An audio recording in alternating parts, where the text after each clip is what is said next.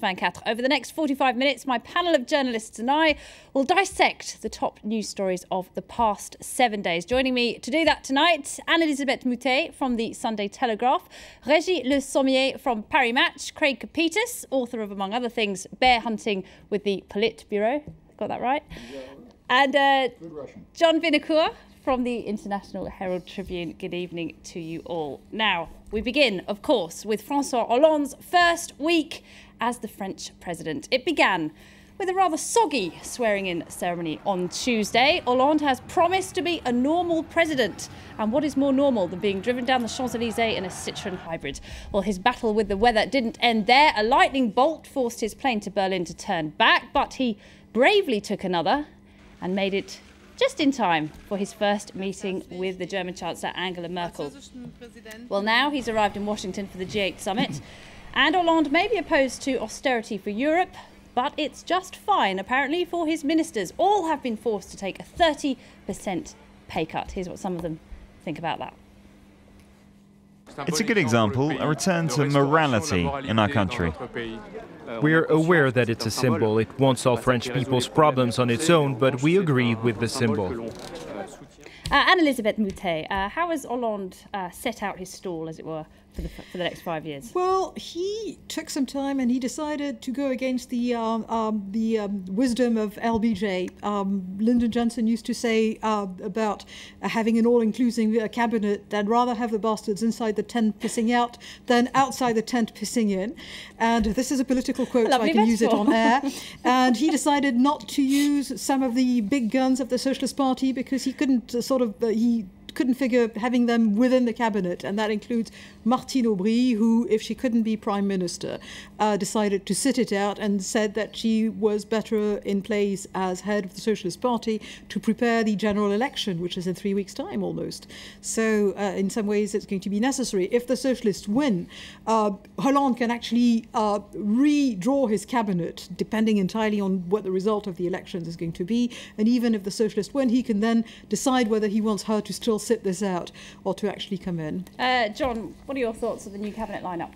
Well, there are campaigns, and then there are elections, and then there's the truth. Now, we're in the third phase, but not too deeply. We don't know anything more about what this man plans to do than we did in the middle of January. France has three big problems. He's on the right side of the growth issue, but he's not dealing with the growth problem in France. France's labor market is rotten, outdated, non-competitive. In order to get someplace, you're going to have to change working hours, the way the system works. You're going to have to get rid of the 35-hour week, and you're going to have to do hard things. France has a miserable problem with the integration of its Muslim residents. Affirmative action would be a great idea. The Americans did it. You mentioned LBJ, he's the man. France is nowhere near that. And the left-wing party is nowhere near that. One Muslim minister, I believe, haven't we? Well they have never considered it seriously, and they've never considered at the same time making a demand for assimilation. Third thing, what's France's place in the world? Europe, with the European crisis, just doesn't have the same weight anymore. Europe is not going to punch, as Sarkozy thought, as another pole in a multipolar world. It isn't there. So what is France's new take on Europe's role in the world and France's place? We haven't heard a word on these three key subjects from this new president. All right, Régis Le Sommier, let's pick up there. France's place on the world stage. Hollande has been to Berlin. He seemed pretty confident standing next to Angela Merkel. He's now in Washington, and he's told Barack Obama he will be pulling troops out of Afghanistan by the end of 2012. He seems pretty confident of his foreign policy early on. Well, I don't know if he's very confident. I mean, I was watching at the footage from the White House, which, I mean, he seemed to be a little, and we would be in the same, if we were in the same position as him. I mean, he's never been on a world stage, and all of a sudden he's thrown in the White House with Barack Obama sitting next to him. I think these are promises that he did during the campaign. I mean, the Afghanistan part is something he said a long time ago, and you know, the Americans said 2014. He says 2012. I think there are going to be a lot of debates in Chicago for the NATO summit about how are we going to pull out from Afghanistan in order, because I think people are pretty much convinced now these days that Afghanistan is a done deal. It's something that we should refocus on Pakistan. We should focus, and the Americans are now really hugely focusing on Yemen and places like that where major threats are appearing. So right now, Hollande is holding to his promise. With Merkel, with both Merkel and Obama, Merkel is. And we must not forget these. These are two people that are used to hearing each side of the argument. Obama is famous, he's been nicknamed as an indecisive president, but in the end he takes, he listens to people. And I think Hollande is kind of the same way. It's completely different than with Sarkozy, who would be jumping on things and taking measure and appearing, trying to steal the communication aspect of politics. Hollande is completely different, and I think he has the temper, and he has both the persona to be, going rather well with Obama and Merkel. Craig, first impressions? The American right wing is going to rip Obama apart over his newfound friendship with this socialist president of France, who's actually, I believe... Where is the American right wing at this point, honestly? Well, no, it's for an election year, I think. The right wing... The right wing, watch your Fox News and 4 years ago I would have agreed with you. No, at this point, you wait. The guy just got there. Give it 48 hours, and you'll see this. You'll see this in the anti-Obama news cycle. But I still nobody listens to Rush Limbaugh. Drudge is a bit. These people are excited right now. Honestly, a lot of people do listen to those folks in the South. Yes, but they don't count at this point. It's interesting that they listen in states. They listen in states that are. A French socialist's only allies in an American president. That in itself is pretty interesting at the moment, isn't it? But see, I believe that Hollande is going to end up being more centrist than Obama could ever hope to be. What was it? He has 34 ministers in his cabinet. Half of them women. Sarko had 31, so it's a gain of 3. But what's really incredible about this, and I think is really positive, is 4 or 5 of them are under the age of 40. About 7 or 8 of them have never been in government before. Average is 52 years old. He's got some old ones as well. Well, yeah, 65. But they won't mind the pay cut so much, perhaps. Well, they're still getting a huge pay rise from what they got before. And look at the pay cut, the announcement of the pay cut in relationship to what happened at the same time, which was Karl Lagerfeld showing his Chanel cruise collection at Versailles at the same time. So believe me, that's still the have-yachts and the have-nots. We're not all in this That's together, good for are the we? balance of payment. Absolutely. All those clothes are exported to places like the Gulf, and that brings euros into France, euros that Absolutely. we need. So in that respect, So let him show it at Versailles. You can't play down the luxury and the high end of what France is about, because that's a huge part of the economy. Yeah. None of them can. And it's the part of the economy that's doing best, isn't it? French Absolutely. luxury goods are doing And it's better than any other sustainable. sector. They can have new collections and new bottles of wine every year. John is right. Those are 3 fundamental problems with France. But my own concern is that you're looking at 55% of GDP in this country comes from the public sector. Government's paying for this. Tax is paying for the growth. 56%, yeah. 56, the largest in Europe, and it's growing. That's the key statistics in this labyrinth of numbers. That's the one. Hollande has to get that number down somehow, and I don't know how we'll do it. And we'll definitely talk about growth versus austerity in a moment. But Anne-Elizabeth, talking about his relationships with other world leaders, he's going to be meeting with David Cameron, the British Prime Minister, shortly. That could be quite a tense meeting, couldn't it? Well, Cameron did not leave it off with Sarkozy in the best of terms because they were still smarting from the Eurozone failure of the last time, the Eurozone summit failure, and the fact that Cameron said that he would sit out the Euro summit. Hollande is about as committed or more committed than Sarkozy was to Europe. And to the extent that he is quite willing to play down both the NATO and the French-British alliance in order to sort of veer more towards Europe and the continent than he used to. But at the same time, Cameron himself is not going in a position of strength to the White House. He's now weakened politically. He has made a series of mishaps that mean his popularity is down. He has a coalition which he is sort of hurtling through a number of issues in Britain without really succeeding. He's got all the unpopularity of saying that he's going to make severe cuts to the economy, and actually he has not made those cuts. He's basically got his government, his central bank printing money, and he calls it quantitative easing. He's not really a good example, and I would say that his meeting with Hollande is not the most important for him. He is going to have to sort of justify to some extent the special relationship, and also to try and explain why Britain is still in an economic position that's not so good, even though it's been creating inflation for the past 2 years. John. I got back from New York yesterday, and the question went through my mind.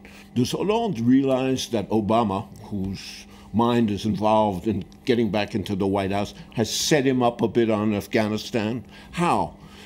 Obama, from the day one in Afghanistan, when it became the right war, was running two plans. Get in and get me out at a date specific so I can be reelected to a second term. Hollande, in leaving early, if he would only have waited a year, he set himself up as a bad boy. So Mr. Obama, who always wants to look tough, I killed bin Laden, has somebody to scold and has somebody to show, look here, America, here's a Frenchman who's getting out too early. It's those freedom fries again, This is political inexperience. He didn't have to do that. He didn't have to. I don't think he won any votes in France by saying I'm getting out early. The American public's going to buy that argument now, John, because the polls, if one believes them in the United States, show that well above 60% of those polled want to be out of Afghanistan last week. Indeed, but this is a momentary news cycle. We told the French off for 2 turns on the TV merry-go-round, and that's points, and somebody's going to say, well, yeah, good on Obama.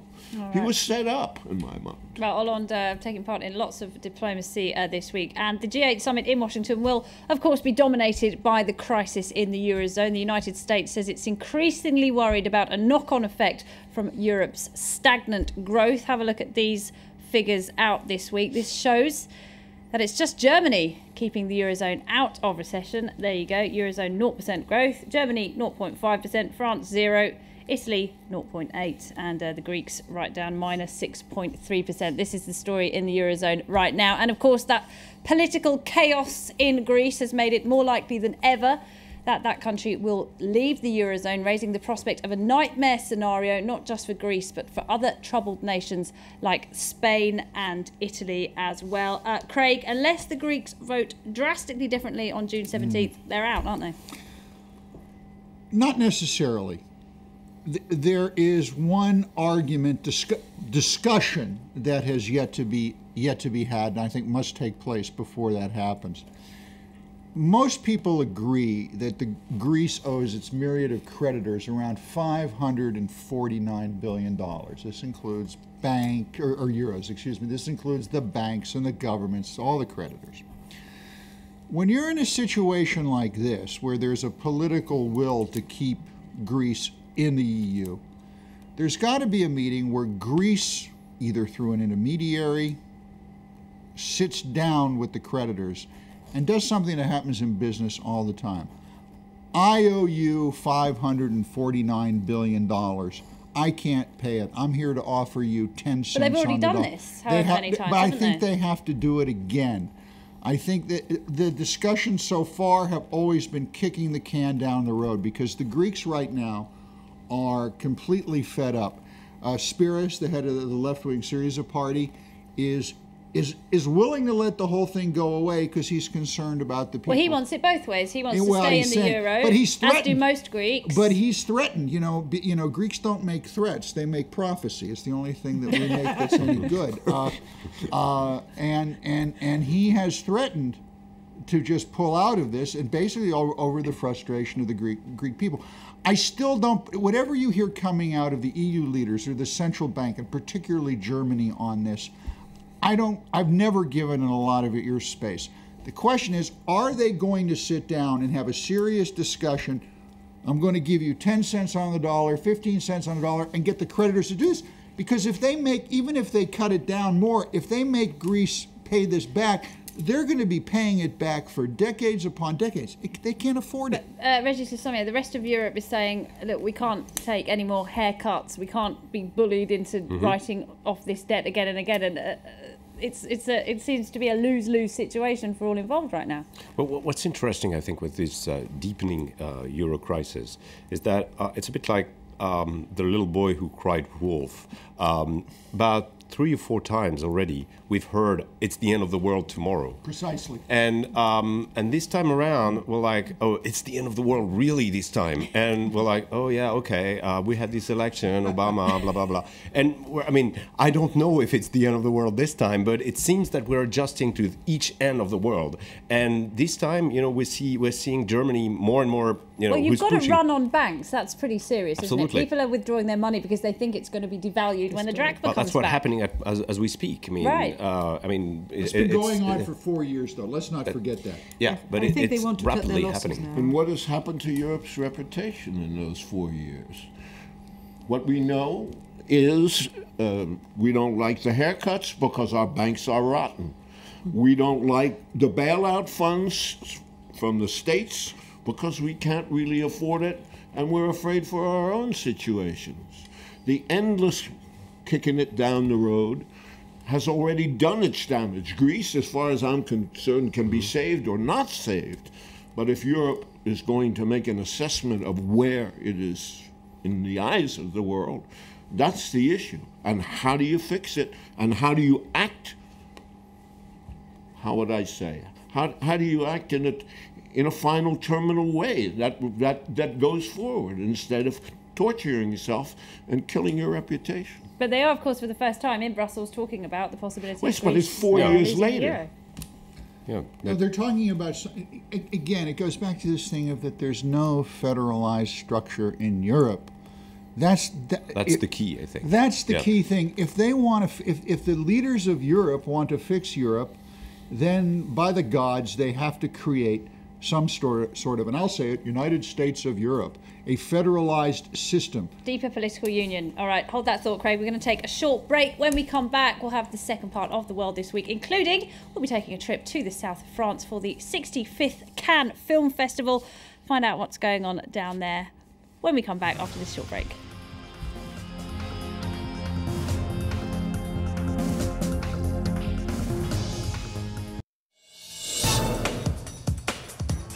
All is fair in love and war, but what about business? How far could and should companies go to keep an eye on the competition? In the next Beyond Business, we look at the possibilities as well as the security threats that firms are facing today. Don't miss Beyond Business, Saturday 10:15 a.m. Paris time on France 24.